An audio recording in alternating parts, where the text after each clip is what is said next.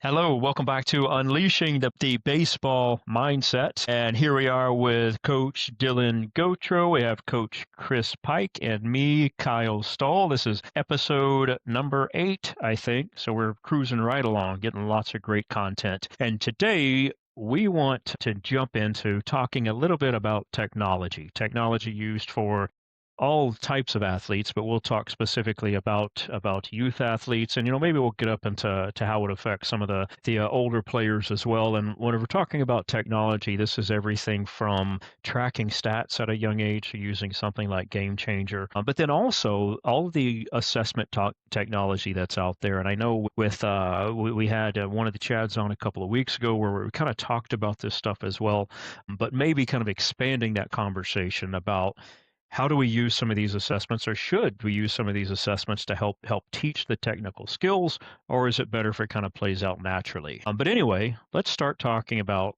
tracking stats and youth athletes, youth baseball players, because I know we have some pretty good Game Changer stories. Myself, I don't spend a lot of time on Game Changer. We use it for chat. I use it to see where the games are and what time they start.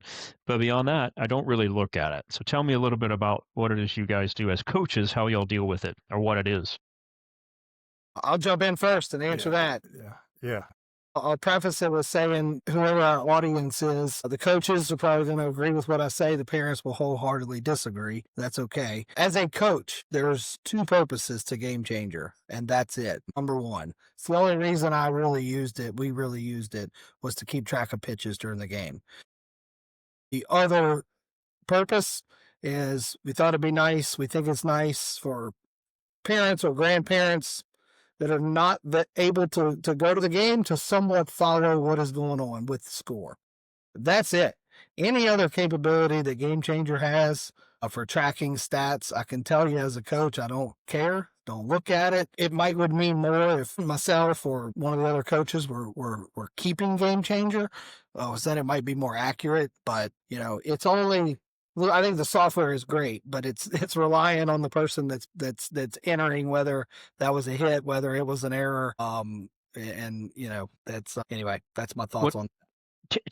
tell us a little bit about that, or tell me a little bit about that, because some years ago or whatever, maybe a year ago, I want to do a research study. I'm putting together this research study on grit and baseball athletes. And what I thought about doing is tracking on base percentage, because, there's so many times you don't get on base, and this, we can talk about grit some other time.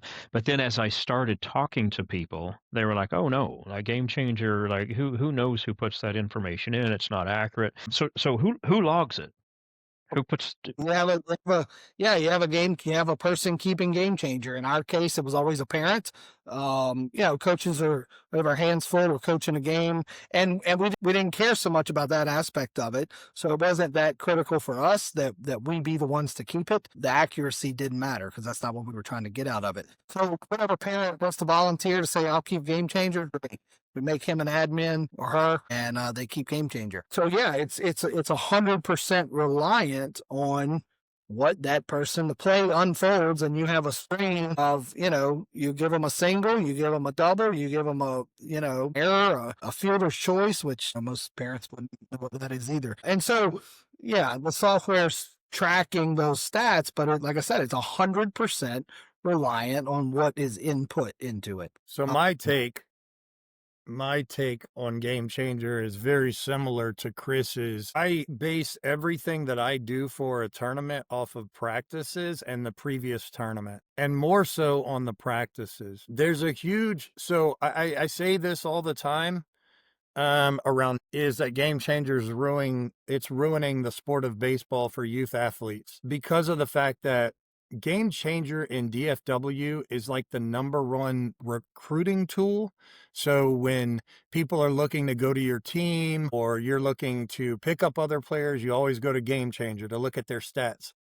For me, I don't care, right? I want to see the kid play, and I also want to talk to the parents. I don't care what their Game Changer stats say. I will have some people that will send over, oh, this guy hit at the bottom of the lineup, he did this, he did that, he made this many errors, or he hit this. Well, that's all, like Chris said, reliant on a parent putting in their stats. So For me, I don't look at it that much. I will use it, excuse me. So I use the advanced options on the hitting because a game changer input person or parent cannot screw that up, right? That's correct.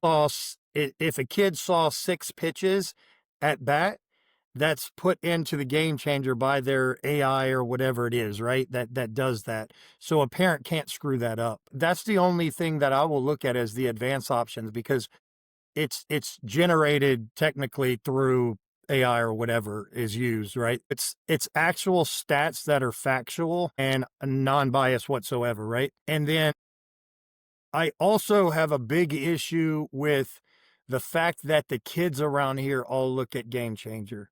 And I know, like, I had talked to Chris about this, or actually you mentioned on a podcast, I think, is that your kids don't look at Game Changer. The problem here is everybody looks at Game Changer and their kids look at Game Changer constantly.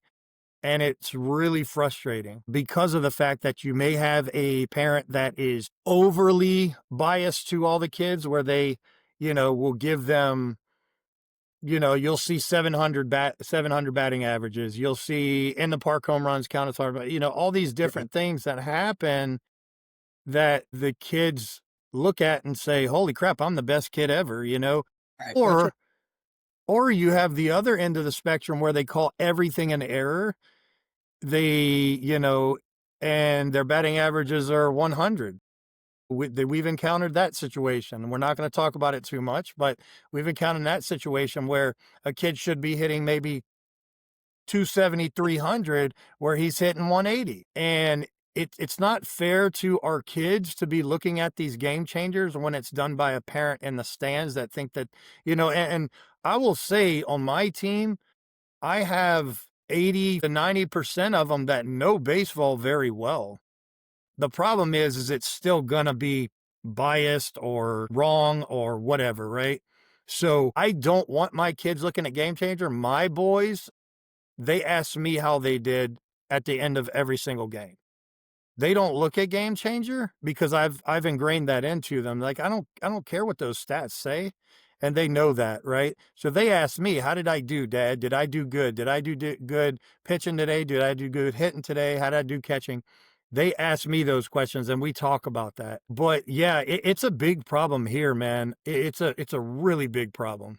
Yeah, I mean, look, Dylan, I think too, I agree with you on the advanced stats, quality at bat percentage. I would look at that. On the pitching side, I want to know strike percentage. I want to know first pitch strike percentage. And yeah, that can't be manipulated by the parents. They're just entering balls and strikes. Let's assume that umpire says it's a strike, they can hit the strike button. They can do that. Yeah. But yeah, interpreting the gameplay and whether it was a home run or whether it was really a fielder's choice that they overthrew first base and then they overthrew second base and you ended up making it. I mean, that's not a hit at all. It was a fielder's choice. Yeah, exactly. It was an 0 for 1, but we got a home run in the books. So yeah, I mean, I think it's a great app from a coach's standpoint for using it for what I use it for. When we were going into a tournament, I would look up the other teams. I want to see who they played. I don't care about their stats. I'm 100% with you. They mean nothing to me. But I do want to know who this team is, where they're from, who are their coaches, what competition have they played this year. I mean, I look at the scores, that kind of matters. But another point that I want to make, which, these stats that Game Changer keeps, which I think are incredibly important to the parents. The reason they're not important to me as a coach, other than what we're talking about, because they're not reliable, but I don't know that the average parent understands the level of focus and locked in that we are during a game as coaches. How many times have you heard us or any coach be able to recount, the bottom of the fourth and you were up to bat, it was a 2-1 count, and you threw this or you didn't do this at the plate, a specific pitch. We are paying attention. We're not observing the game the way a parent sitting in the stands are. We are locked in every single pitch. So the takeaways that I need from a game for my team, I'm getting that by me being a part of the game. I don't really need to go back after the game and say, how many runs did we score? What was little Johnny's batting average? I mean, I saw his at bats. I was locked in. I know what he did, and that's enough of a takeaway from me. I don't need that data from Game Changer. Yeah, So I agree. Yeah, and that's some of the things that come up, trying to research this or look at different articles. Everything that you're saying, like misleading numbers, and some of the other ones that I found were interesting, kind of like you've alluded to, like it has, especially what you've talked about, Dylan, it creates this overemphasis on the outcome versus the process, and that's something we talk about all the time. Everything from motivation to really just building that confidence and motivation. Well, you have to be process oriented. Something like that, especially for a youth athlete, turns it very much to being outcome driven. And the other thing that comes up quite a bit is just the comparisons. Kids on a team will start comparing themselves to somebody else just by looking at the stats. And we know from people doing that on social media that that's not healthy. It's not beneficial to try to compare yourself, especially in a sport like baseball, to where basically it's just you may be against the ball each time and not necessarily don't need to factor in anybody else's performance. So let That's a me good jump point. in. That That's a good point point. is such a good point. I don't think I knew this for the first few years of us having a team and using Game Changer of what you're talking about, Kyle. So the comparison. These parents, so not only do these stats matter to them, but they're not just looking at their kid, they're looking at my kid. Actually, they're probably looking at my kid more than any other one. Yeah, yeah, And yeah. every other coach's kid, but they are absolutely comparing their kids' stats to the rest on the team. So we had a bit of a debacle at one point with the whole Game Changer stat thing, which we can talk about or not. But point I want to make here is when this certain situation happened, I did not know at the time that as the admin for Game Changer, I can go in and turn that feature off where you can only see your own child's stats and you cannot see the rest of the team. I said, well, I'm going to fix this. So I changed the setting where you can just see your kid. You can't see the rest of the team. And I'm going to tell you, less than 24 hours, half the parents made a comment to me. Oh, I saw you change the setting on Game Changer. It doesn't send out an alert saying I changed the setting. You went in and tried to see what my kid did. And I mean, it was less than 24 hours that half the team knew, the parents, that they couldn't do that anymore. And that's crazy to me. So anyway, That's funny because I haven't done that yet, but that's do a it. great, because what's funny is Brock's team, they have that set on theirs where you can only see your kid's stats. And I thought it was really cool. And I asked Corey, one of the coaches that I'm good friends with, I said, hey, let me ask you something. On my Game Changer, I can see all my kids' chat stats. On y'all's, I can only see Brock's. Is that something that we can actually set? And he said, yeah, I set it that way on purpose. And that's exactly why he did it, is so there's no comparison.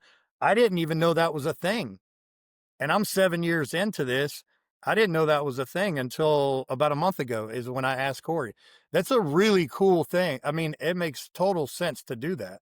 Yeah, I would And the tell fact every that parents came to you, less than 24 hours, it just shows you exactly where their head's at. that's right. That's my whole point. And so, we're not enabling it by allowing them to see everybody's stats, but we're not accomplishing anything. There is no purpose there. There's no benefit to that parent either. Come to the games, watch the games, and you'll know how your kid stacks up.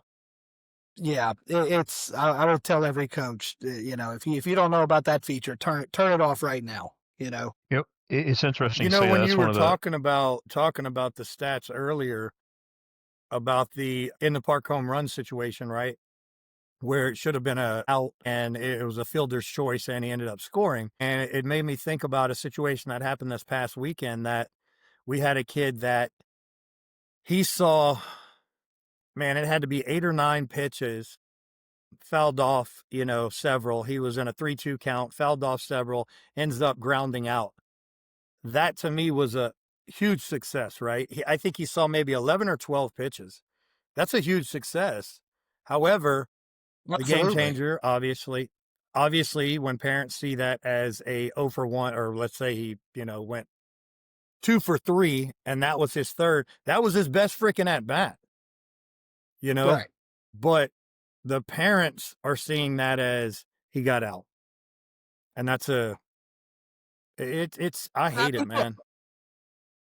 it's fine to me if parents, if they're not going to, some of them. I mean, so there's parents out there that played the higher level of baseball than me. I'm not talking to those parents. I mean, I'm not talking about those parents, but the average parent that just doesn't know anything about this game, it's okay if you want to, care about this stuff. Just know that it doesn't matter to us as a coach. Yeah. I am not using that app for that feature. It is a great app, but it serves one purpose for me as a coach and a totally different one for you as a parent. And so don't use that app and that data don't use it against me, because those arguments that you're making, I don't care about them. Yeah. For all the reasons we've said, they're not reliable. But even if it was reliable, I still don't care. Because like I said, I'm engaged in this game. I know these kids. I know what I need. I saw what I needed to see. That's my takeaway. Not these stats. Don't care. There's one of the things that comes up quite a bit on some of these threads is exactly what y'all been saying. Hide the stats, number one. Like numerous times, people have said that, hide the stats from families. The other one that came up is not tracking errors. And I know, Dylan, you had mentioned this with that one situation there, and I talked about it too. Just not really. Maybe a lot of people don't know what an error is. So you think maybe you could use it, only track a couple of things. I know you've mentioned pitch count, maybe scoring, but kind of define. These are the things that we're going to track in this, and don't try to track anything else. Do you think that would work with parents, or are you going to have the parents that, nope, this is what they want to track, and that's what they're going to do? And of course, I would say, well, find a different parent if you could, but. Well, that's the hard part. There's usually one, maybe two enthusiastic parents that want to keep Game Changer. For whatever reason, if finding a different parent to do it is maybe easier said than done. Most of the parents need to go to the concession stand when I start looking for a volunteer. I got to run the bathroom. Well, and the other thing too is to your question, Kyle, it's really tough I don't think you want to take errors out, right? But it's tough to find a parent that knows what an actual error is. There's situations where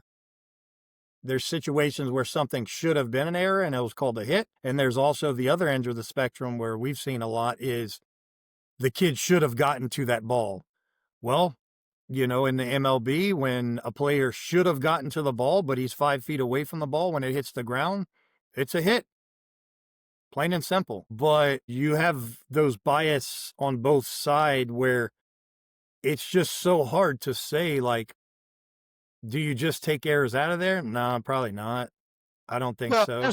Here's part of the problem, Dylan, on the youth side especially, is, a hit versus an error. There's some instances where it's black and white, but there's equally or more instances where it's not. It's a subjective of, whether that was a hit or an error. How many in big league games do you see where, they wait to see what did the official score? Did he give him a hit or did he give him an error? Because it is open for interpretation. And what standard are we going to apply to a 9-year-old or a 10-year-old? Is it the big league standard? Maybe a big leaguer should have made that play, but I don't know if the 10-year-old should have been expected to make it. Same exact play. And look, I'm gonna just tell my little story here. I'll make it quick, but specifically related to Game Changer and errors. Okay, I tend to agree with Kyle. Just take them out because it's unreliable data. So why is it in there anyway? And also to your point here, Dylan, I think it's a good little story that'll kind of relate it.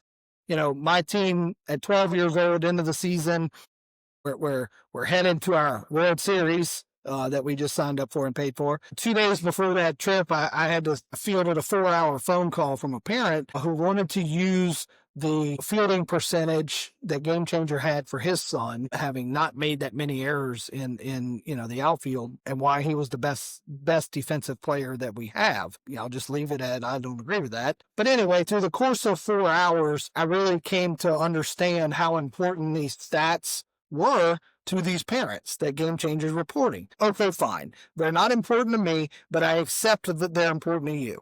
We'll just agree to disagree. Fast forward 3-4 days, we're playing a game. We're playing a Dodgers scout team out of Jacksonville, and they're good. They're real good. We're playing them pretty well. First 2 or 3 innings, I think it's a 5-3 game. They ended up beating the pants off of us. But for the first 3 innings, this was a very competitive game. We did not belong on the same field as this team. And it ended up that way, but we're competing. Okay. Chad and I, coaches, we're beyond pleased at the moment. Our guys are out there and they're swinging and we're punching back, right? So this kid for the scout team comes up to bat. We're in the third base dugout. Their third base coach, he looks at us and he says, "Hey guys, look, I'm just going to let you know, you may want to tell your guys to back up." He said, "I don't even throw BP to this kid. He's going to hurt somebody." Okay, these are 12-year-olds. They're going to get hurt. They can get hurt, right? So, all right, let's go. We don't back him up or anything. This kid hit what we affectionately call like a piss rocket, right? He hits a ball. Coincidentally, my son is at second base for this instance. Could have been anybody. He hit this ball so damn hard that I think it was to my son's right. He's a second base. He's left-handed. Right-handed player, right? It's hit towards the second base bag. I don't know, 4 or 5 feet maybe off the bat to his right. He reacts instantly. He lunges for the ball. I don't think he had time to leave his feet or anything. Like, it was hit so hard that you just turn your body and reach for it. And it did go off the end of his glove. The ball was scolded. You just got to trust me on this. So about 4 seconds later, Chad, the other coach, kind of giggles and says to me, they gave him an error on that play. My son, they gave him an error on the play. And I'm like, that's funny, So this was a mistake. This was probably one of the biggest mistakes I ever made with this group of parents. But I also used GroupMe as a messaging app, right, for the team. And so, I don't know why I did it, but right in that moment, the 4-hour phone call 3 days before about how important these game changer stats are to these parents, we played in my head. And I just felt like, let me correct the record here. And so I go on GroupMe and I just post, "Hey, that wasn't an error." Because in my opinion, it wasn't an error. I mean, did his glove touch the ball? Yeah, it did. That's not the sole definition of an error in my book for a ball that he really shouldn't even have gotten a glove on. It was a miracle that he got that close to it. But let's give him an error. So I comment on GroupMe that very simply that last play wasn't an error. And when I tell you all hell broke loose, like, it broke loose. It was honestly, that single moment was the end of our team as we had known it for 6 years. Because of the comment I made. So, I regret making the comment, but I don't take back what I said. It wasn't an error. And I would have said that for any kid. It had nothing to do with the fact that my son was the one that made the error. Yeah. So anyway, That's my little story. But it just speaks to the how that part of the Game Changer app is not useful to coaches. We know this. Whether that was a hit or an error didn't matter to me. My takeaway in that moment was, number one, holy crap, that kid just destroyed that baseball. Good job. Yeah. Like, I was impressed. And my second takeaway was good reaction. I mean, you got a glove on, like, good job. Now, because if you can't react like that and that ball's hit right at you, it's going to break your nose. So good job being alert and being ready for the pitch. So there was no takeaway from me other than those 2 things. So I just, again, don't care. I don't care, even though they put it as an error. The only reason I made the comment about it's not an error is I was really making a joke of how important these stats are to those parents. I could care less what you put it in there. It didn't mean anything to me. But if it's going to be that important to y'all, well, then let's get it right. This is a very amateur question, but my assumption is as the level of play increases, there are people that are specifically trained on all of the baseball stats that track those. Like in the major league level, there's somebody that's dedicated to tracking stats, and they're trained how to do it, and they know this, that, and all that. Okay. Would that start at the college level as well, or high school? How early would something like that start? For sure. I don't know about high school. When I was in high school, Books. we had the book. Kept on the dugout. The book, I'll tell you, the book is way more important to me than Game Changer. We played for a few years. We were playing a lot of perfect game tournaments. And at the time, they've made a change now, but at the time, I think, well, maybe it was in a different organization, but one of them, the home team had to keep the official book. Tournament was not providing a scorekeeper. So the home team book is that's the official book. And so, each game, I would say I did care who was keeping the book because that did matter. It's the official book. I don't care who wants to keep Game Changer. That's for y'all, not for me. When one of my parents has the official book, that's the one I'm talking to during the game. What's the count? What do you have for the count? I could care less. Again, Game Changers doesn't matter to me. Anyway. How do y'all feel about shifting gears to still talking about technology, but going with a little bit more of the all of the assessment data that we have out there? And I guess there's kind of two things here from my experience. Using assessments a lot. I've probably mentioned this, but I did my doctoral research on movement assessments, and it wasn't all this high tech stuff. And this would have been about 12 years ago or something now, but it wasn't a whole lot of this high tech stuff. It was just the point of, how are people using assessments? And what I found, and this was just with fitness professionals, and it was two specific types of movement assessments. One of them did include a little bit more technology than the other, but what I found is that people didn't use them. They would make people go through these movement assessments, and it was relatively arbitrary to them because after they had all this data, they wouldn't use it. They would just go do what they were going to do anyway.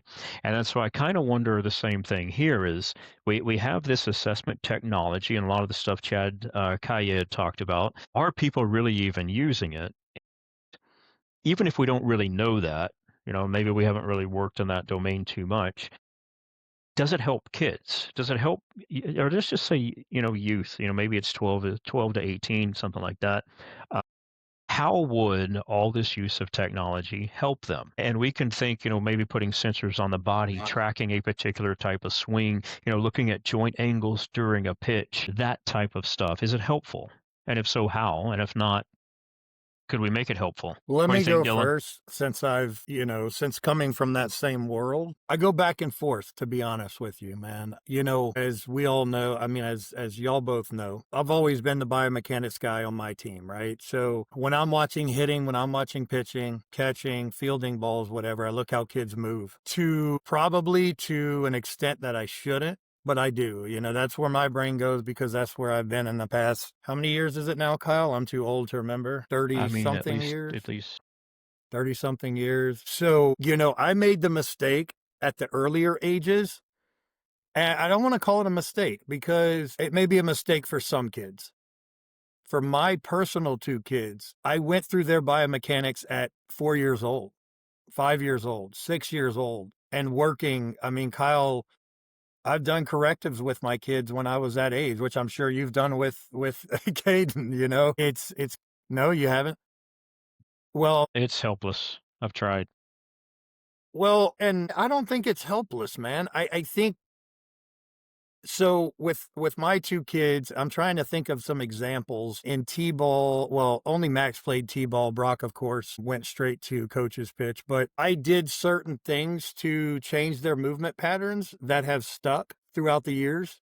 And now fast forward to now at 12U, I'm looking at some of these kids and I try to hold back a little bit on the constant reminders and the constant coaching on how to move properly or trying to assess them as they're making movement patterns. I do think that things are going to change so much, as Chris has alluded to several times, once they go through puberty, right? Things change so much at that point that I am starting to believe that it's something that we need to look further into as they get older. But I also think about how, Kyle, you talk about all the time that first decade and how important it is to their neurological system, right? And how they build their movement patterns. Now, yes, they're gonna figure a lot of those things out along the way, but I tend to lean towards trying to help kids move better. Now, I wouldn't say along the lines of putting sensors on them and things like that. It's more of just me watching them move. And if I see some sort of faulty movement pattern, I may help them with it. Now, I won't do it there in practice. I'll talk to their parents about it. I'll send some videos on things that they can do to improve on those patterns. But I have backed off of that a little bit this last 2 seasons due to the fact that a lot of the things I think they're just not going to do. And that's really the main reason. But I do think some of it is important. I think a lot of it is not important at this age.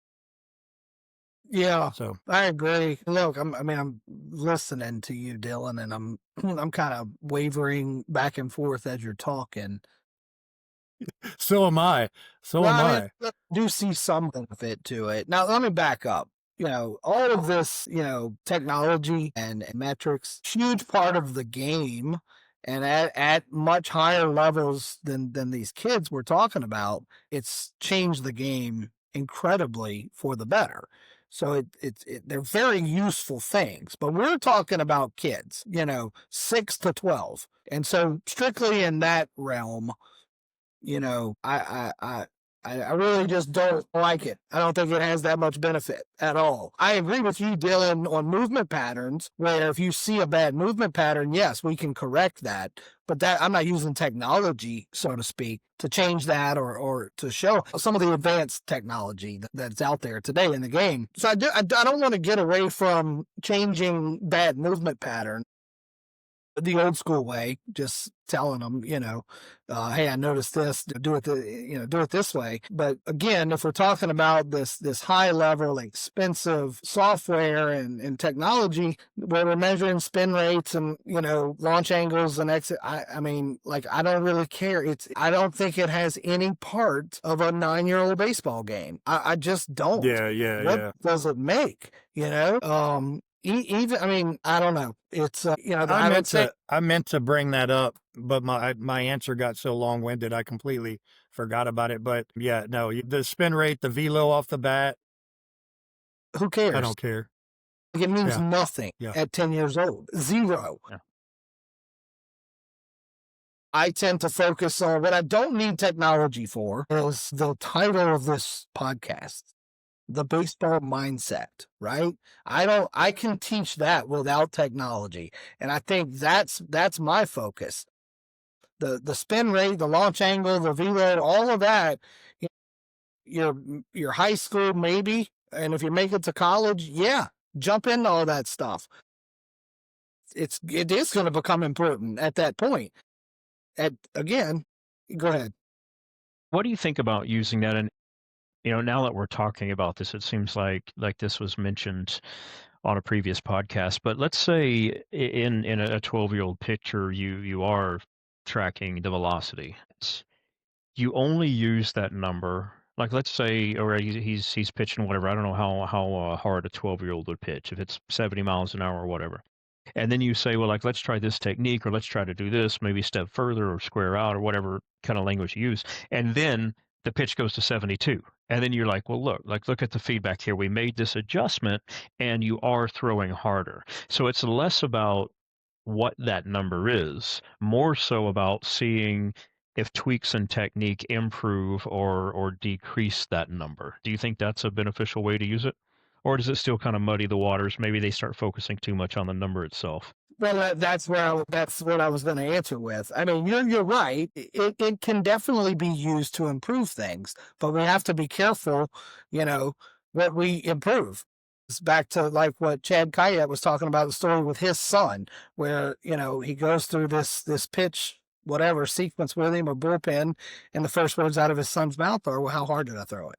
If we use this technology too much, to your example, Kyle, how much emphasis are we putting on that number? Who cares, because it's true that, it improved your velocity, but does it really matter? At 12 years old, it still doesn't matter. What matters is at 14, 15, 16, how much are you going to grow? Did you grow 8 inches or did you grow 1 inch? Did you put on 20 pounds or did you not? Then we can look at your velo after that, Well, and go ahead. Another thing too is, as coaches, Chris, if you make a corrected, and I've never allowed pocket radars and all these radars at any age group. Now, we have had dads, of course, behind the frickin' fence with their stupid pocket radars at 9U, right? which to me is the absolute most ridiculous thing in the world, because then you have the kids that are constantly asking about it. But as a Right. coach, when you make a correction with a pitcher, you can easily tell if they're doing better. And usually at that point, it's about hitting their spots. It's not about the Correct. velo, it's about hitting your spots. Is your curveball working? Is your slider working? Is your changeup working? Whatever. But when it comes to those stupid radars all over the place, I think it's absolutely ridiculous. I don't care. Again, as a coach, I want to see if you corrected, because most of the time when we're correcting movement patterns, when we're pitching, we're trying to make the pitch more efficient in getting to the place that we're trying to get it to, right? So if we're trying to hit that outer third and, you know, we test and he's not hitting that outer third, and then we retest and he's hitting at outer third, that's a win. Which I don't give a crap about how fast you're throwing it. No, that's right. I mean, that's my whole point. Yeah. I care where's the location of that pitch? What was the sequence of your, how did you attack that AB as a hitter and a pitcher? And again, where was the location of it? I can tell how's it coming out of your hand. Yeah. I don't care if it was 70 or 72 or 67. I saw the way it came out of your hand. And yeah, maybe I saw a movement pattern that wasn't good. And you do correct those things, but I don't need technology for that at all. Well, and let's be Right. honest, these kids are chasing velo because of one factor. And what is that? Paul Skeens. Well, it could be, I it don't could know. be that, but usually the parents. Usually the parents are the reason why they're chasing velo. Their parents are showing. It's one of the few metrics that, every human knows what a mile per hour is. So you take a non-baseball parent and yeah, I can see where, a pitcher that throws 80 is better than a 70. Well, not necessarily. Greg Maddux proved that wrong. Yeah. Well, Yeah. I'm thinking more about feedback to the player. And even if we take that to, like, you get all this fancy equipment, right? And you can measure these exact joint angles, and this is doing that. And you can even just videoing the swing, like, well, why would we do that? Feedback for the player so they can watch it and not get lost in the numbers, which I know is very hard not to do, even though we Yeah. might not understand them. But it's more so of like, it's a component of explicit learning, to where, like, you're telling me to do this. I don't know what that means. I watch myself and like, oh, now I see what you're talking about. So using that tech Yeah. for the player, not so much for the coaches, but I was going to say this earlier. The only piece of technology that I ever used was the camera on my phone.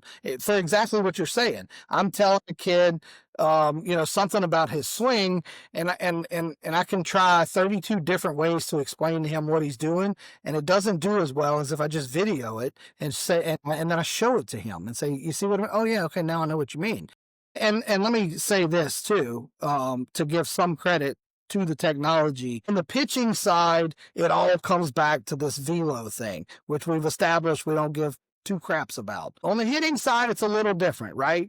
I don't care about the velo or the launch angle. However, that same 12-year-old year for us, I think it was our 12-year-old year, there's a guy here in Baton Rouge that's very heavy on the technology, hitting instruction.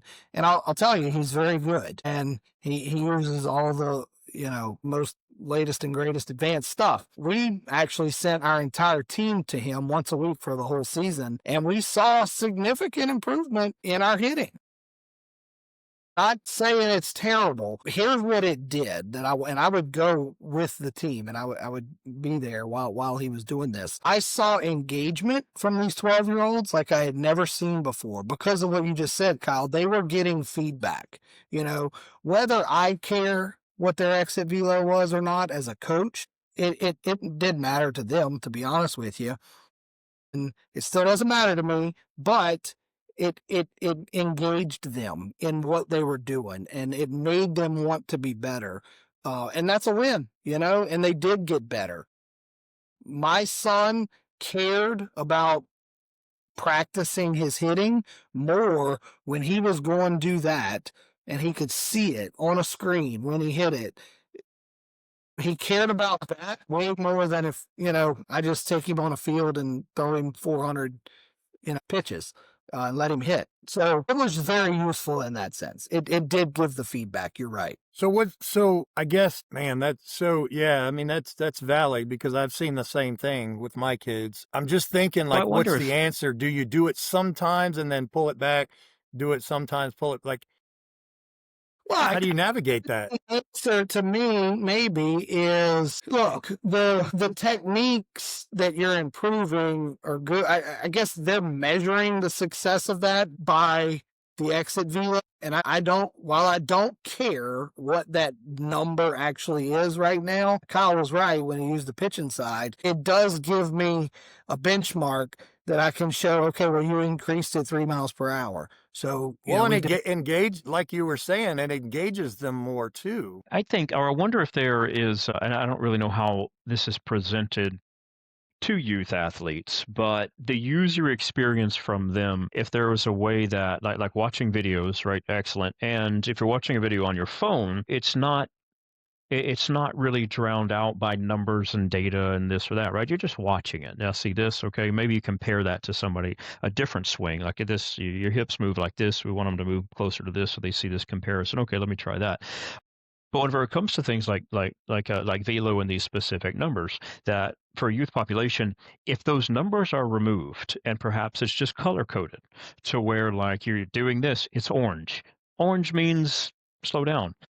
No, orange means like, well, it's not green. It could be better. It's not red, so it's not as worse as it could be. And then maybe they change something up in their technique, and now all of a sudden their result is green. And so it's not a specific number to get lost in. It is just a showing of improvement that is not anything that they can really be confused by or get lost in. Does that make sense? Like changing the user experience for the athlete itself to where they see improvement or decrease. And I don't really know what specifically that number is. It's just better. Yeah, I think it can. And I mean, it can definitely be used in a good way. I think part of we kind of talked about this a little bit with Kayet, is what I believe is happening on some level with the kids is we're using this technology in the wrong way, which is to program them like a robot to do this way so that we can achieve this. And what we've given up in that process is the natural movement that he talked about. We've given up the mindset of attacking an at bat, knowing how to do your job. You can't use technology, or a camera to teach a kid how to hit a ground ball right side with a man on second base and nobody out. Yeah.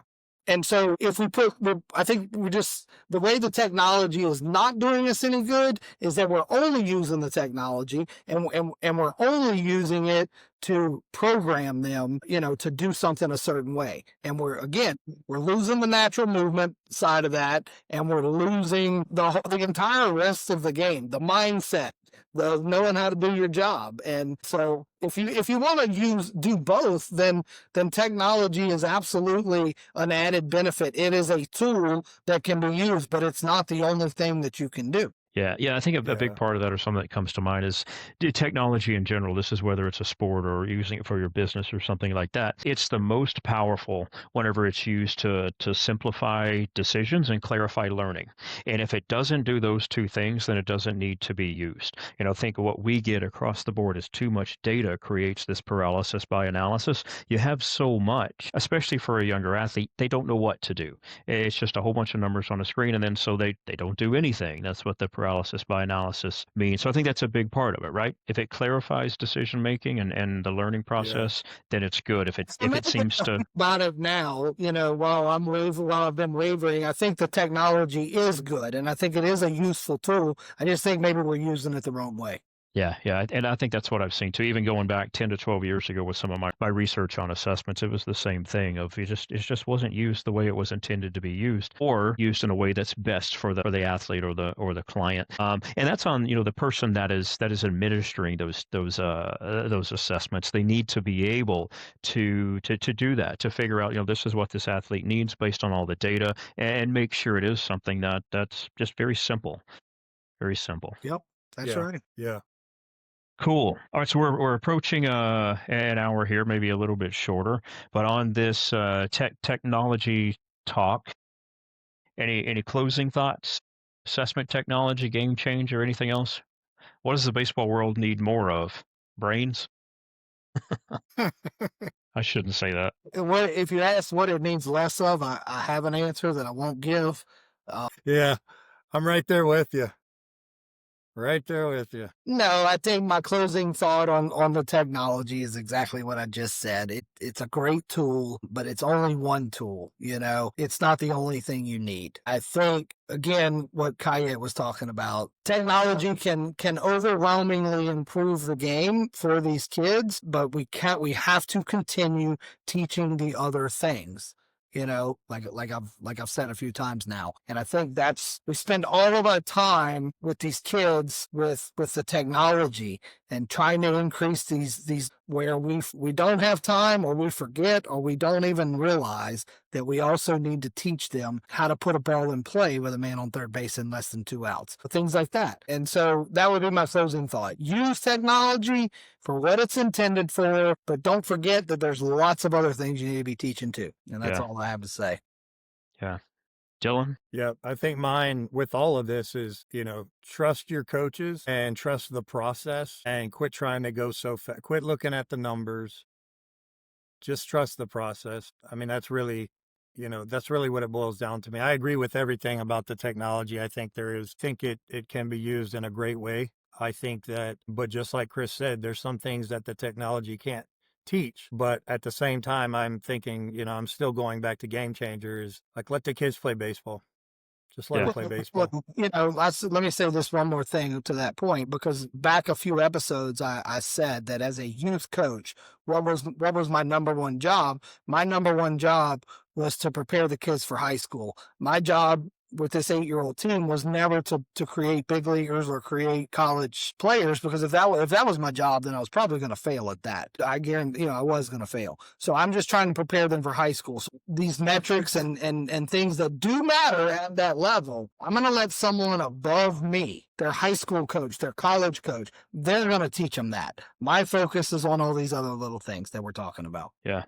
Yeah, I think that's a great point. One of the things we see too, across the board is an over reliance on data, and a lot of times with that we get these false positives, right? So if you're running all these assessments, you might see something and like, oh, well, that's going to be a problem. But whenever the player is performing, it's not a problem. And I think too many assessments can lead to that. So I think, like, to close with, using assessments sparingly, so that we sometimes do these assessments every 30 to 45 days because we measure improvement or decrease, not it being an everyday thing, because that's where we kind of start to get lost in those numbers. Yeah. But anyway, I think that was a great little podcast there talking about the assessments and technology. I appreciate you guys as always. Thank you. And I think we'll close it up for the day. Dylan, any parting last words? See you next week. Right? Peace. All right. Yeah. Yep. We'll see y'all. All right. Absolutely. All right, guys. All right. Later.